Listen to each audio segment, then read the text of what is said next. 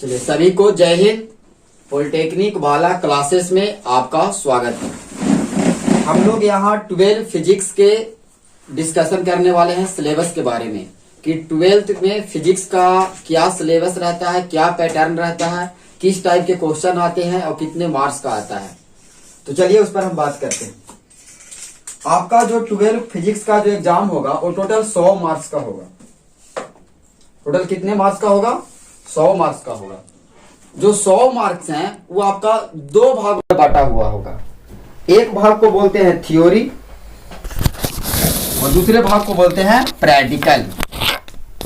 Theory जो रहेगा आपका 70 मार्क्स का रहेगा और प्रैक्टिकल जो रहेगा वो 30 मार्क्स का रहेगा।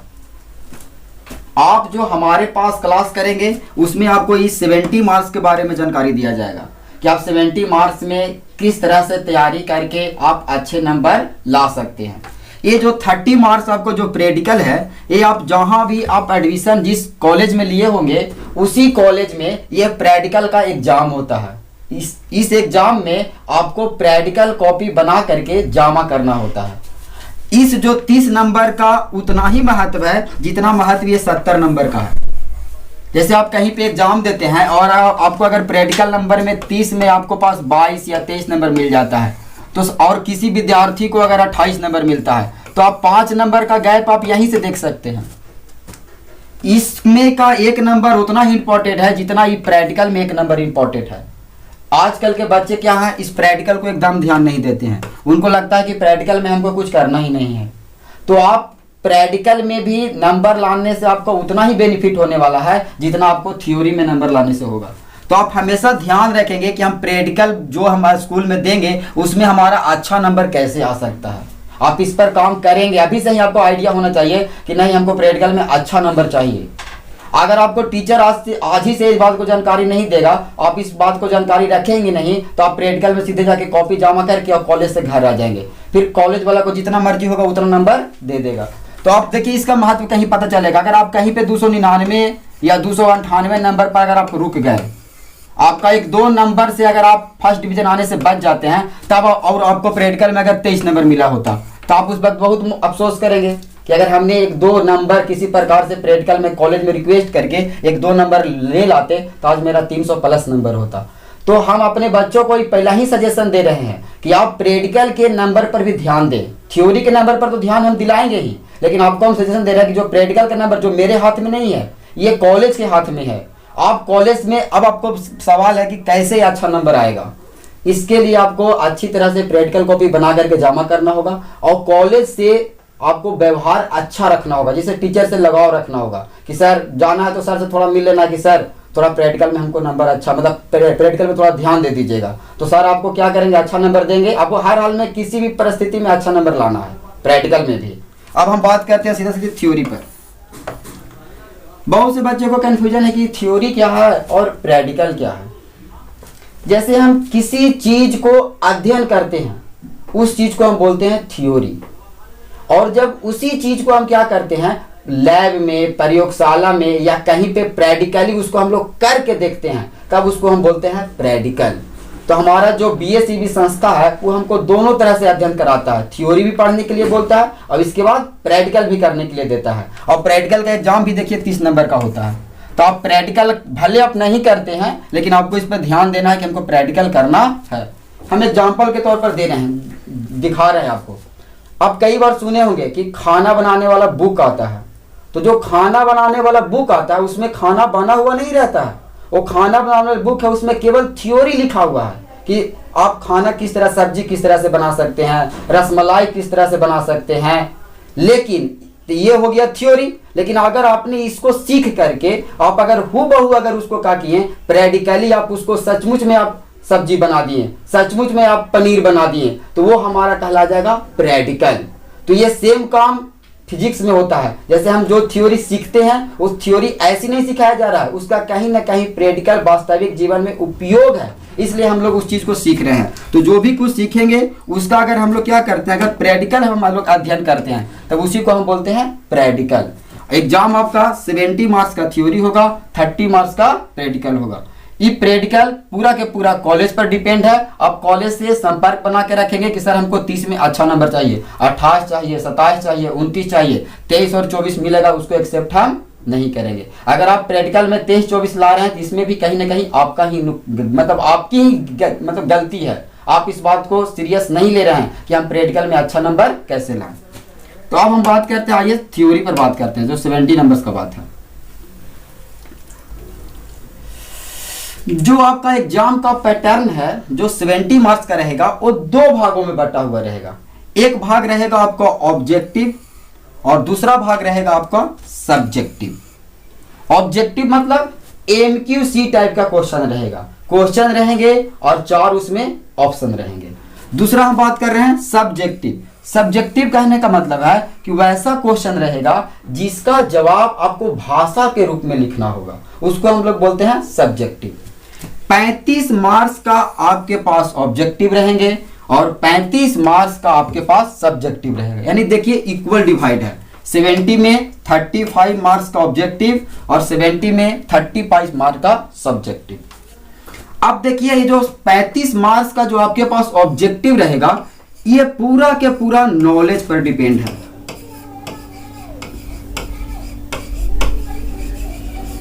ये पूरा के पूरा नॉलेज पर डिपेंड है, इसमें कोई और एक्स्ट्रा फैक्टर लगने वाला नहीं है। अगर आपने बढ़िया से स्टडी किया होगा पूरा 12 का फिजिक्स तो गारंटी है कि आप 35 में अच्छा नंबर लाएंगे। इस 35 में आप क्या करेंगे, अच्छा नंबर लाएंगे। इसमें कोई राइटिंग वूटिंग कोई कम मतलब नहीं है। इसमें ऑब्जेक्टिव रहेगा, आपको रंगना गोला, गोला रंगना सबको आता है। तो ये पूरे की पूरी डिपेंड कर रहा है कि आपने जो पढ़ाई पढ़े हैं, जो अध्ययन किए हैं वो कितना बेहतर तरीके से किए हैं। इसके पास मतलब जो 35 नंबर रहेगा ये 2022 में जो एग्जाम हुआ है उसके बेसिस पर हम बता रहे हैं कि 35 मार्क्स आपका ऑब्जेक्टिव रहेगा, उसमें आपके पास क्वेश्चन रहेंगे 70, आपके पास 70 क्वेश्चन रहेंगे। इन 70 क्वेश्चन में आपको 35 क्वेश्चन का जवाब देना होगा। 70 नंबर का आपका 70 क्वेश्चन आपके पास रहेंगे। इन 70 ऑब्जेक्टिव में से आपको कितना ऑब्जेक्टिव का जवाब देना रहेगा, 35 मार्क्स का ऑब्जेक्टिव का जवाब देना रहेगा।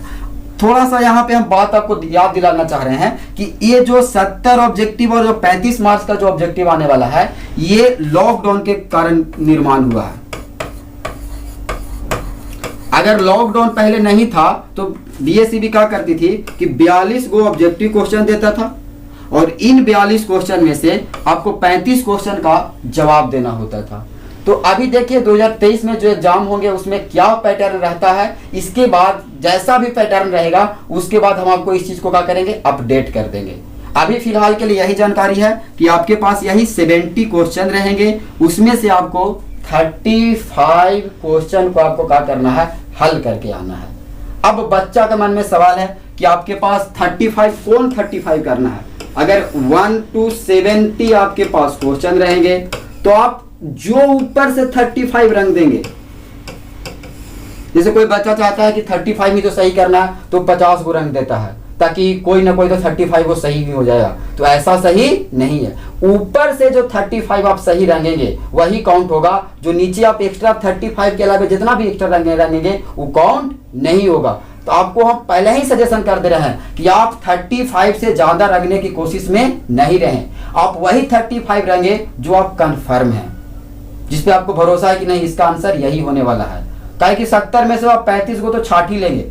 ऐसा नहीं कि आप 50 रंग रहे हैं उसमें से ऊपर का ही 10 को गलत रंग दिए, तो अगर ऊपर का 10 को रंग दिए तो 10 नंबर आपका कट ही जाना है, फिर आपका 35 नहीं 25 ही नंबर का ऑब्जेक्टिव आप हल कर पाए। अब हम इधर आते हैं, सब्जेक्टिव पर बात करते हैं। जो 30 मार्क्स का आपके पास सब्जेक्टिव रहने वाला है, ये जो सब्जेक्टिव है ना ये 2 फॉर्मेट में रहेगा। एक फॉर्मेट को हम बोलते हैं शॉर्ट टाइप क्वेश्चन और एक फॉर्मेट को बोलते हैं हम long type question. Short type जो क्वेश्चन रहता है वो देखिए आपके पास 20 क्वेश्चन रहेंगे और 2-2 मार्क्स का रहेगा।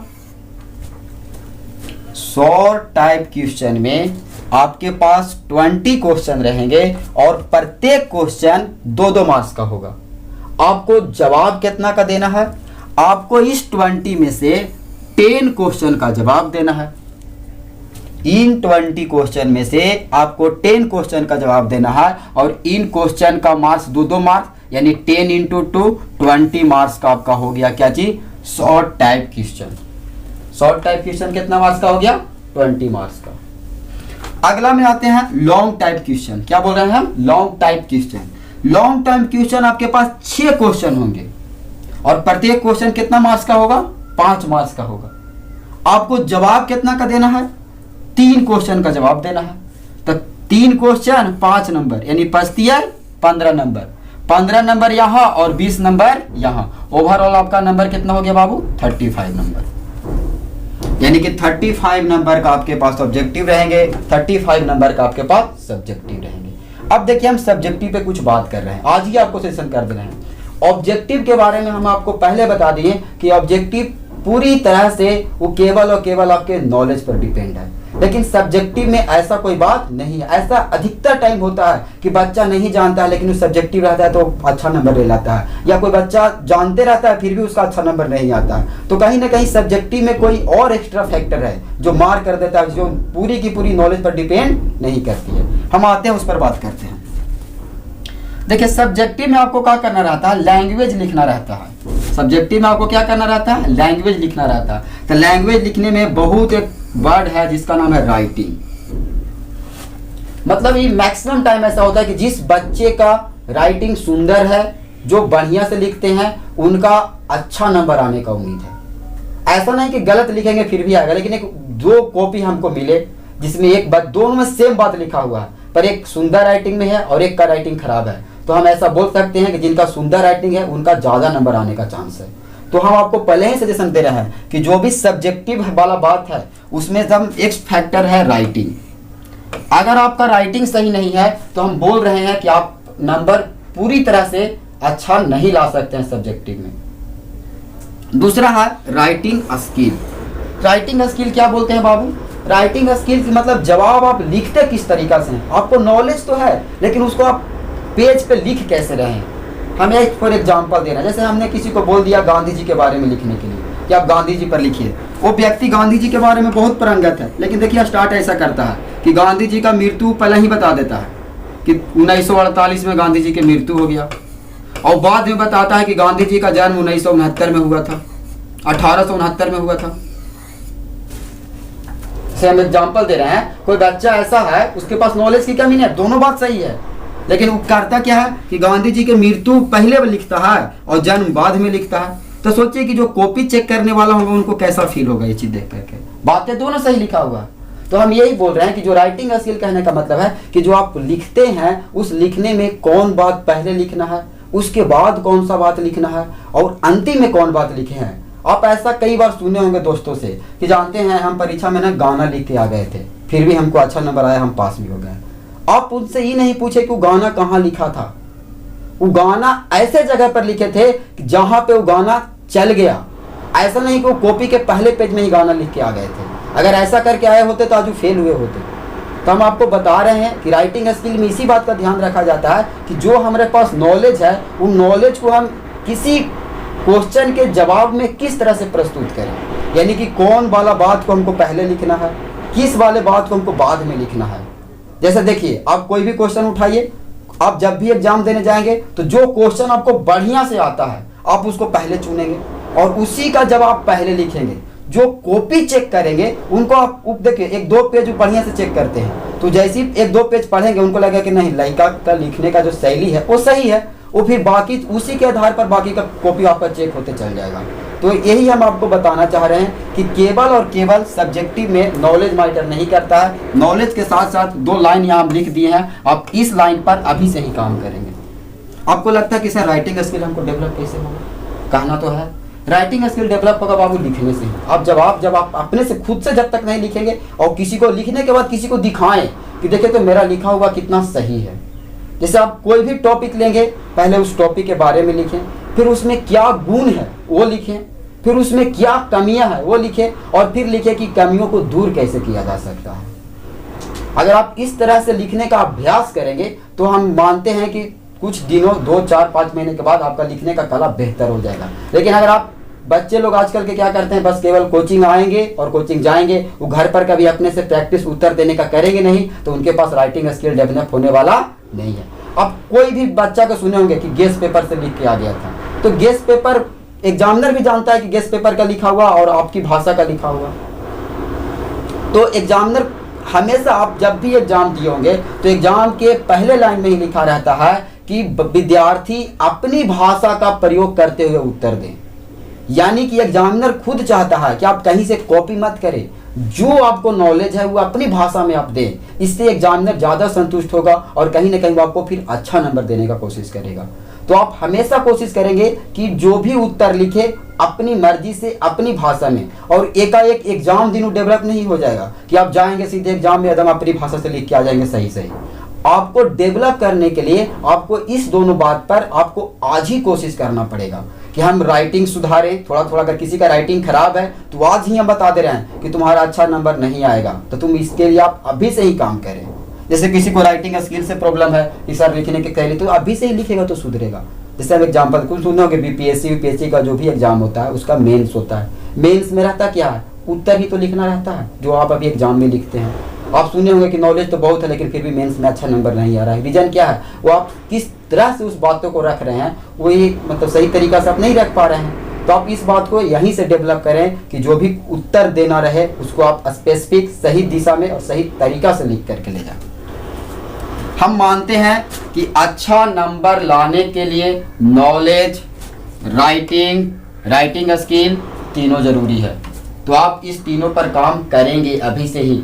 ये दोनों ऐसा चीज है, एक बार अगर आपके पास डेवलप हो गया फिर आप कभी इसको खोने वाले नहीं है। ऐसा नहीं कि आप राइटिंग सुंदर लिखते हैं तो 2 महीना नहीं लिखेंगे तो राइटिंग खराब हो जाएगा, ऐसा होने वाला नहीं है। अगर आपको राइटिंग स्किल सही हो गया कि आप नहीं बात को समझ के आप बढ़िया से लिख लेते हैं तो फिर ये आपके पास से जाने वाला नहीं है। तो आप इसको एक बार डेवलप कर लें।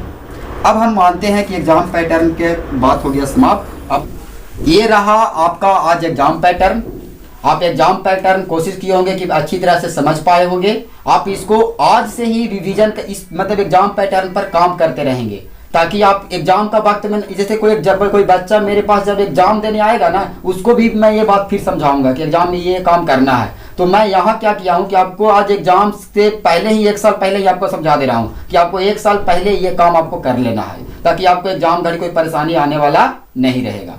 तो ये रहा आपका एग्जाम पैटर्न। मिलते हैं नेक्स्ट वीडियो में सिलेबस के साथ। आप बने रहिए पॉलिटेक्निक वाला क्लासेस के साथ। जय हिंद।